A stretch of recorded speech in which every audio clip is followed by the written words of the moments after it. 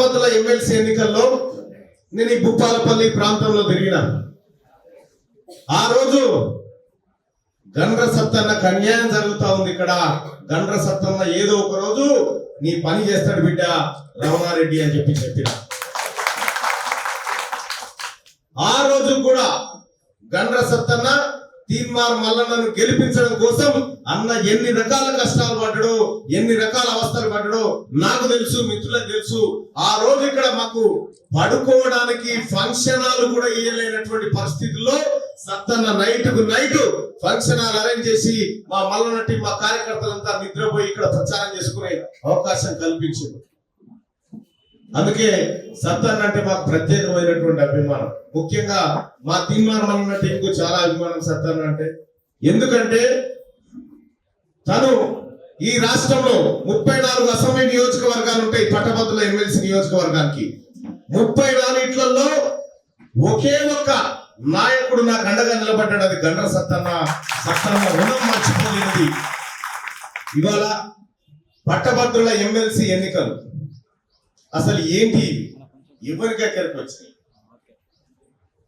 కూడు పెడతాయా కుగ్గి పెడతాయా, ఈ లెక్కల కాంచి స్టార్ట్ చేసుకుంటాం మనం. ఎప్పుడైనా పట్టభద్రుల ఎమ్మెల్సీ ఎన్నికలు పోయినసారి జరిగినాయి. ఏంటి ఎన్నికలు అంటే డిగ్రీ చదువుకున్న వాళ్ళు ఓటేసేటువంటి ఎన్నికలు ఇవన్నీ. ఎవరైతే 2020 సంవత్సరం నవంబర్ లోపట డిగ్రీ కంప్లీట్ చేసిన వాళ్ళు ఉన్నారో, లేకపోతే డిగ్రీ చదివినాక 3 ఏళ్ళు డిగ్రీ అయిపోయి 3 ఏళ్ళు ఉన్నారో ఎవరైతే ఉన్నారో వాళ్ళు ఓటర్ గా నమోదు చేసుకొని ఆ ఓటర్ కు ఇట్లా ఫామ్ ఉంటది, ఓటు నమోదు చేసుకోవాలి. ఇలా ఎట్లా మీ పేరు, మీ ఫోటో, మీ ఊరు, మీకు ఇప్పుడు ఓటర్ ఐడి కార్డు ఉన్నది ఎవరైతే ఉన్నారో ఆ వివరాలన్నీ ఇందులో ఎంటర్ చేసి మీ డిగ్రీ చదివిన మార్కులు కూడా దీనికి పెట్టి ఎంఆర్ఓకి ఇచ్చేయాలి. ఇస్తే ఓటు నమోదు అవుతుంది. అయ్యో మాకు ఉన్నాయి కదా ఓట్లు అంటే ఆ ఓట్లు వేరు ఈ ఓట్లు వేరు.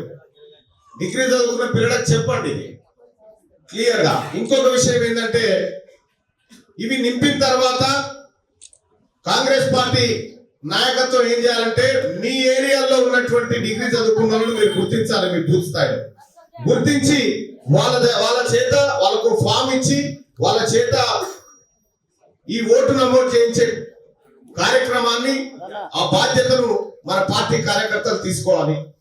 పార్టీ కార్యకర్తలు గ్రామ శాఖకు, గ్రామ శాఖ మండల శాఖకు, మండల శాఖ నుంచి నియోజకవర్గ స్థాయిలో కోఆర్డినేషన్ ఉంటది, వీళ్ళందరికీ అప్పచెప్పాలి. ఇది డిసెంబర్ 30 తారీఖు నాడు ప్రారంభమైంది ఓటర్ నమోదు ప్రక్రియ. ఫిబ్రవరి 6 తారీఖు వరకు మాత్రమే ఉంటది. ఈ లోపే మనమంతా ఓట్లు నమోదు చేసుకోవాల్సినటువంటి అవసరం ఉంటుంది. ఈ ఓటు నమోదు ప్రక్రియ చాలా పకడ్బందీగా జరగాలి. మా సత్తాన్న చెప్తా ఉన్నాడు, అన్న ఈ జిల్లాలో ఎక్కడ లేని మెజార్టీ నేను ఇస్తాను అంటున్నాడు. 100% ఇస్తాడు, నో డౌటే లేదు. కానీ ఈ ఓటర్ రిజిస్ట్రేషన్ ప్రక్రియ అనేది చాలా ఇంపార్టెంట్.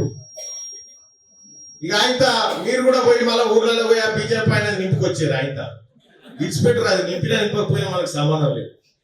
మన కార్యకర్తలకు, మన పిల్లలు, మన సానుభూతి పరులు, గండ్ర సత్తన్న అభిమానులు ఎవరైతే ఉన్నారో వాళ్ళ ఓటు పక్కా నమోదు చేయించండి. ఓటు నమోదు చేయించిన తర్వాత నెక్స్ట్ లెవెల్ ప్రక్రియ స్టార్ట్ అవుతుంది. అయితే దీన్ని కొంతమంది ఆన్లైన్ లో చేసుకోవచ్చు, ఆన్లైన్ లో కూడా చేసుకోవచ్చు, ఆఫ్లైన్ లో కూడా చేసుకోవచ్చు. మీరు దరఖాస్తు ఫారాలు నింపి డైరెక్ట్ ఎంఆర్ఓ ఇస్తే సరిపోతుంది. మండల పార్టీ అంతా కలెక్ట్ చేసి ఒకేసారి కూర్చొని ఎంఆర్ఓ దగ్గర కూర్చొని మళ్ళీ క్లియర్ చేసుకొని ఓటు నమోదు కార్యక్రమాలు చేసుకోవచ్చు. ఈ రకంగా కాంగ్రెస్ పార్టీ తరఫున ఓట్లను నమోదు చేయించాల్సినటువంటి బాధ్యత గుర్తు చేయమని చెప్పి గౌరవ ముఖ్యమంత్రి రేవంత్ రెడ్డి గారు మొన్న నన్ను ఆదేశించడం జరిగింది.